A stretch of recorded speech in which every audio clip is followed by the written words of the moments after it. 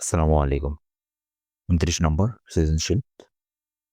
এখানে দেওয়া আছে প্রদত্ত চিত্রের আলোকে এসি এর মান কত? এটা আমাদের বের করতে হবে। চিত্রে দেওয়া আছে এখানে আমাদের এবিসি একটা কোণ দেওয়া আছে, ত্রিভুজ দেওয়া আছে, সমকোণী ত্রিভুজ।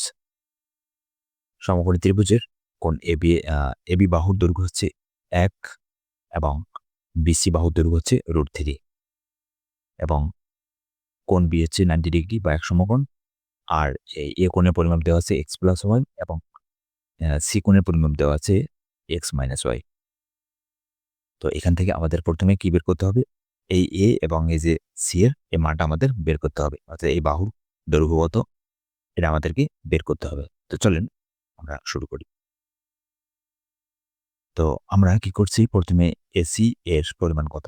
প্রশ্নটা লিখে নিয়েছি। এরপরে আমরা বলছি যে ত্রিভুজ এবিসিএ কোণ বি সমান 90 ডিগ্রি, এবি সমান 1 একক এবং বিসি সমান √3 একক। যে তথ্যগুলো আমরা বললাম একটু আগে, সেই তথ্যগুলো আমরা লিখে নিয়েছি। এরপরে আমরা পিথাগোরাসের সূত্র ব্যবহার করছি বা উপপাদ্যটা ব্যবহার করছি। পিথাগোরাসের উপপাদ্য অনুযায়ী পিথাগোরাস কি বলছে? আমরা জানি পিথাগোরাস বলছে যে অতিভুজ স্কয়ার সমান লম্ব স্কয়ার প্লাস ভূমি স্কয়ার।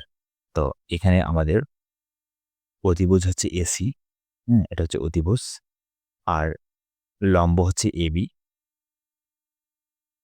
আর বিসি হচ্ছে ভূমি। ঠিক আছে? তো তাহলে আমরা পাই এসি স্কয়ার সমান AB square plus BC square.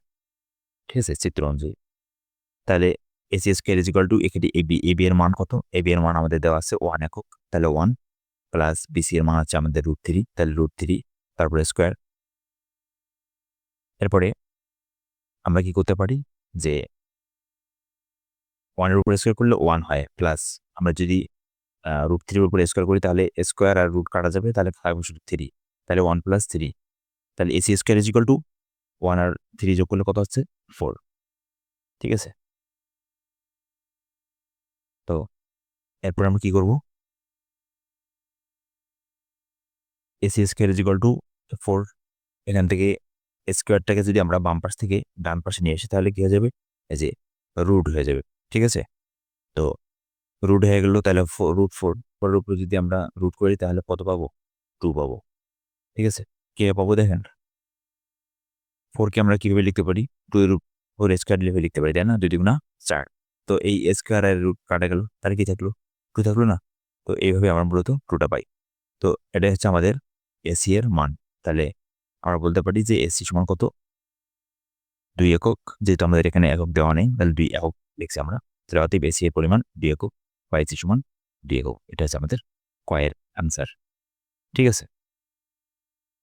এরপরে আসেন আমরা দেখি খ নম্বর প্রশ্ন। খ নম্বরে কি বলছে? খ নম্বরে আমাদের প্রমাণ করতে বলছে যে tan A plus tan C এর মান নির্ণয় করো। ঠিক আছে? অর্থাৎ আমরা একটু আগে দেখছিলাম যে আমাদের এখানে কোণ দেওয়া আছে, A এর মান দেওয়া আছে x+y এবং C এর মান ছিল x-y। তো এখান থেকে আমাদের tan A আর এই যে tan C এই মানটা বের করতে হবে। তো চলেন আমরা চেষ্টা করি। ত্রিভুজ ABC আমরা লিখছি যে tan A is equal two, আচ্ছা tan সমান কি লেখা যায়?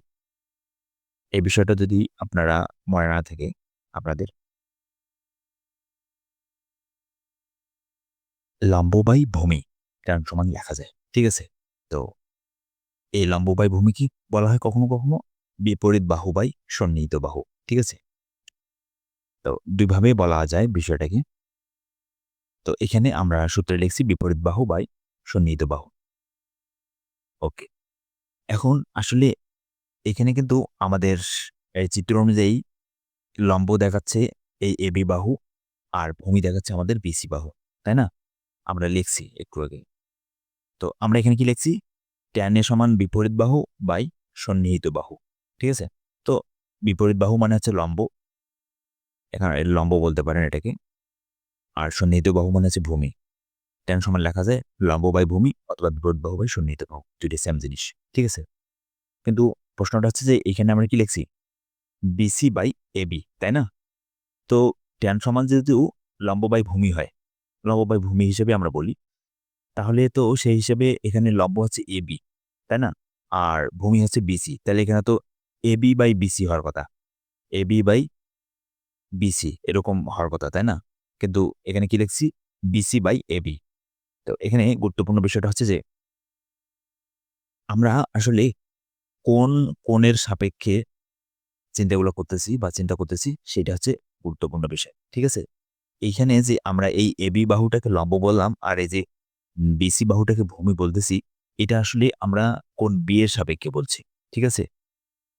আর এইখানে আমাদের বলছে যে ট্যান এ। ট্যান এ মানে হচ্ছে যে এই আ কোণ এ এর কোণের কথা বলা হয়েছে। তো এই এ কোণের সাপেক্ষে যখন আমরা চিন্তা করব, তখন আমাদের এখানে দেখেন এই কোণের সাথে সন্নিহিত যে বাহুটা, এটা হবে আমাদের ভূমি। ঠিক আছে? মানে কোণের সাথে লাগানো যে বাহুটা, এটা এ কোণ, এ কোণের সাথে এই যে বাহুটা, এই বাহুটা হচ্ছে আমাদের ভূমি।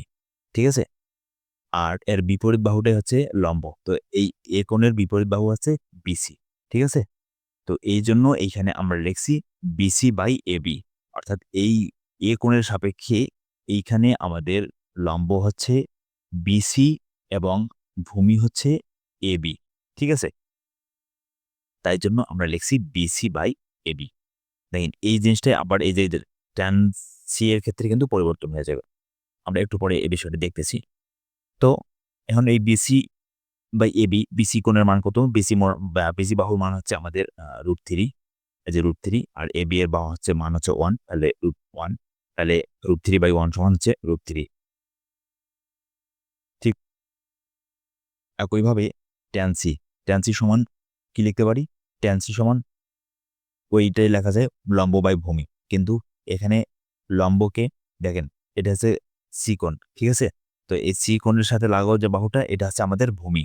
আর এর বিপরীত বাহুটা হচ্ছে লম্ব। তাহলে তো এখানে এবি হচ্ছে আমাদের লম্ব এবং বিসি হচ্ছে আমাদের ভূমি বা সন্নিহিত বাহু। ঠিক আছে? তাই এখানে আমরা লিখছি কি এবি বাই বিসি। ঠিক আছে? তো এই বিষয়টা মনে রাখবেন আপনাকে কোন কোণের সাপেক্ষে বলতেছে সেটা হচ্ছে গুরুত্বপূর্ণ বিষয়। কোণের সাপেক্ষে আমাদের এই বাহুগুলোর নাম পরিবর্তন হবে। ঠিক আছে? যে কোণটা বলবে এই কোণের সাথে যে লাগোয়া বাহুটা এটা সবসময় হবে কি ভূমি আর এর বিপরীত বাহুটা হবে লম্ব। ওকে? তো এখানে আমাদের এবি এর মান হচ্ছে কত? 1 আর বিসি এর মান হচ্ছে √3। তাহলে আমরা লিখতে পারি 1/√3। তাহলে tan c সমান কত পেলাম? 1/√3 আর tan a পাইলে কত? √3। ঠিক আছে? তাহলে এখন আমরা বলতে পারি যে সুতরাং আমাদের কি দেওয়া আছে? tan a plus tan c এটার মান বের করতে হবে। তাহলে tan a plus tan c সমান tan এর মান আমরা একটু আগে পাইলাম √3 এখান থেকে আর tan c এর মান কত পাইলাম? 1/√3। তাহলে এই দুইটাকে যদি এখন আমরা হিসাব করি, দেখেন এখানে √3 প্লাস 1/√3 তাহলে এখানে লসাগু করলে কত পাচ্ছি আমরা? এখানে নিচে শুধুমাত্র √3 আছে। আর এই √3 উপরে আছে, তাই না? √3 এর নিচে একটা 1 চিন্তা করেন। তাহলে আমরা নিচে হর কি পাচ্ছি? এখানে 1 আর এখানে √3 তো 1 আর √3 লসাগু করলে কি হবে? √3 হবে। হুম? তো √3 এখন এই 1 দ্বারা যদি আমরা এই √3 কে ভাগ করি, তাহলে ভাগফল কি পাবো? ভাগফল 1 দ্বারা কোনো কিছুকে ভাগ করলে ভাগফল ওটাই পাবো। তাহলে এখানে 1 দ্বারা যদি আমরা √3 কে ভাগ করি ভাগফল √3 পাবো। ঠিক আছে? তাহলে √3 আর এই √3 দুটো গুণ করলে কি হবে? √3 গুণন √3 হবে। ঠিক আছে? তারপর এখানে প্লাস আছে, এখানে প্লাস দিল যায়। তাহলে √3 দ্বারা যদি এই √3 কে ভাগ করি এবার, তাহলে ভাগফল কি পাবো? অবশ্যই 1 পাবো। এই 1 আর এই 1 যদি আমরা গুণ করি তাহলে কি পাবো? 1 পাবো। ঠিক আছে? তাহলে আমরা লিখতে পারি যে দেখেন এইখানে ২ টা √3 আমরা জানি যে ২ টা √3 সমান একটা স্বাভাবিক 3 লেখা যায়। এটা যেকোনো সংখ্যার ক্ষেত্রে রুট ২ টা সংখ্যা যদি হয় এরকম, তাহলে এটা একটা সংখ্যা মানে ধরেন যে আমরা √5 √5 তাহলে এটা সমান কি লেখা যায়? একটা স্বাভাবিক 5 মানে যেকোনো একটা স্বাভাবিক সংখ্যা সমান লেখা যায় ২ টা ওই সংখ্যার রুট। যেমন 4 সমান আমরা লিখতে পারি √4 √4 ঠিক আছে? এটা প্রত্যেকটা সংখ্যার ক্ষেত্রে। তো তাই এখানে 3 হইল প্লাস 1 আর নিচে √3 ছিল √3 আছে ইজ ইকুয়াল টু ৩ আর ১ আছে ৪ তাহলে 4/√3, ঠিক আছে? এটাই হচ্ছে আমাদের উত্তর। তাহলে tan a plus c tan a plus tan c is equal two 4/√3, এটাই হচ্ছে আনসার, ঠিক আছে? এখন আসেন গ নম্বরে। গ নম্বরে আমাদের কি বলছে? x ও y এর মান নির্ণয় করো। এখানে আমাদের এই যে অঙ্কটাতে যে কোণ দেওয়া ছিল, আমরা যদি একটু দেখি, এই যে এইখানে আমাদের যে x, y দেয়া আছে, এই x, y এর আমাদের এখানে মান বের করতে হবে, ঠিক আছে? তো চলেন আমরা শুরু করি। চিত্র হতে পাই tan a সমান, একটু আগে আমরা পাইলাম কত? মানে খ হতে পাইলাম। আমরা এখানে চিত্র না দিয়ে খ হতে লিখতে পারি। tan a সমান √3, আর আমরা জানি, কি জানি? tan 60 ডিগ্রি সমান হচ্ছে √3, ঠিক আছে? এটা তো আমরা চার্ট থেকে জানি। যদি চার্টটা মুখস্থ না করেন তাহলে মুখস্থ করে নেবেন। তাহলে আমরা কি লিখতে পারি যে, সুতরাং tan x প্লাস y সমান কত? tan 60 degree.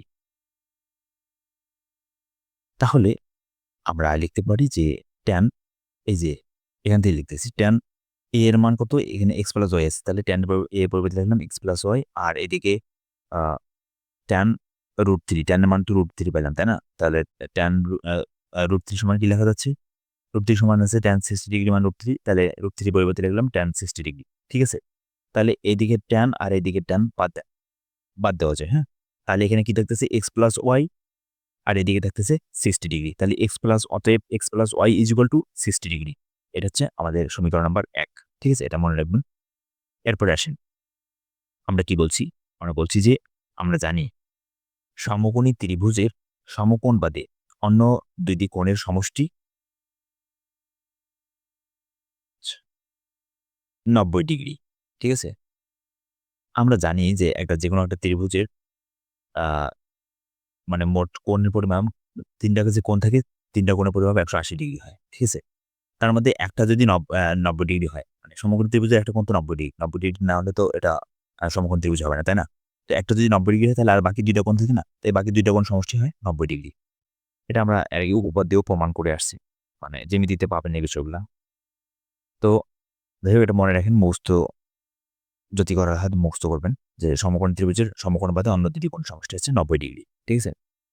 যদি প্রমাণ এর আগে করে না থাকেন সেক্ষেত্রে। তো ভালো কথা। তাহলে এখানে আমাদের সমকোণী সমকোণ বাদে আর কি ২ টা কোণ আছে। একটা হচ্ছে কোণ A আর একটা হচ্ছে কোণ C, তাই না? তাহলে সুতরাং কোণ A প্লাস কোণ C সমান কত? 90 ডিগ্রি আমরা লিখতে পারি। তাহলে আর কোণ A এর মান কত? মানে কোণ A, মানে এখানে কি বলতেছে? কোণ A সমান হচ্ছে x প্লাস y, আর কোণ C সমান হচ্ছে কত? x minus y। তাহলে A এর পরিবর্তে আমরা লিখলাম x plus y plus C এর পরিবর্তে আমরা লিখলাম কোণ C এর পরিবর্তে লিখলাম x মাইনাস y। এটা ইজ ইকুয়াল টু 90 ডিগ্রি। তাহলে x প্লাস y ব্র্যাকেটগুলো তুলে দিলাম এবার, প্লাস x মাইনাস y সমান 90 ডিগ্রি। তাহলে এখানে দেখেন, এই y এর সামনে আছে প্লাস চিহ্ন, আর এই y এর সামনে আছে মাইনাস চিহ্ন। তাহলে আমরা কি করতে পারি? কেটে দিতে পারি, ঠিক আছে? তো আমরা কেটে দিব না আসলে। হুম? তাহলে এই y কেটে যাচ্ছে। তাহলে এখানে থাকতেছে কি? x, এখানে x। তাহলে 2x, তাহলে 2x ইজ ইকুয়াল টু কত? 90 ডিগ্রি, ঠিক আছে? তাহলে x ইজ ইকুয়াল টু কত? 90 ডিগ্রি বাই হচ্ছে 2, তারপরে x ইজ ইকুয়াল টু কত? 45 ডিগ্রি। মানে 90 ডিগ্রিকে, এটা এই যে 2 টা ডান পাশ থেকে কি বাম পাশে চলে আসলো। এইজন্য ভাগ হয়ে গেল এদিকে, হ্যাঁ? তাহলে 90 ডিগ্রিকে যদি আমরা 2 দ্বারা ভাগ করি তাহলে পাই 45 ডিগ্রি, ঠিক আছে? তাহলে এখন এই x এর মান পেলাম আমরা 45 ডিগ্রি। তাহলে এই 45 ডিগ্রি মানটা আমরা এই ১ নম্বর সমীকরণে যে পাইছিলাম, ১ নম্বর সমীকরণ পেয়েছিলাম, কি পাইছিলাম? x প্লাস y সমান 60 ডিগ্রি। তো এখানে আমরা বসাই দিই। তাহলে x প্লাস y সমান 60 ডিগ্রি। এখান থেকে x এর মান আমরা একটু আগে পেলাম 45 ডিগ্রি। তাহলে x এর মান লিখলাম 45 degree plus y is equal two 60 degree. ঠিক আছে? তাহলে y is equal two 60 degree 45 ডিগ্রিটাকে আমরা বাম পাশ থেকে ডান পাশে নিয়ে আসলাম। তাহলে 60 ডিগ্রি মাইনাস হচ্ছে 45 ডিগ্রি। ঠিক আছে? তাহলে y ইজ ইকুয়াল টু 60 থেকে যদি আমরা 45 ডিগ্রি বাদ দেই তাহলে থাকতেছে 15 ডিগ্রি। ঠিক আছে? তাহলে অতএব x is equal two 45 degree এবং y ইজ ইকুয়াল টু আমাদের 15 ডিগ্রি। এই হচ্ছে আমাদের x এবং y এর মান। ঠিক আছে? x is equal two 45 degree, y is equal two 15 degree. তো আশা করি আপনারা পরিষ্কারভাবে পুরো বিষয়টা বুঝতে পেরেছেন। এরপরে যদি কোথাও না বুঝেন তাহলে অবশ্যই কমেন্টে জানাবেন। ঠিক আছে? পুরো বিষয়টা খোলাসা করার চেষ্টা করব। তো ঠিক আছে, ধন্যবাদ সবাইকে।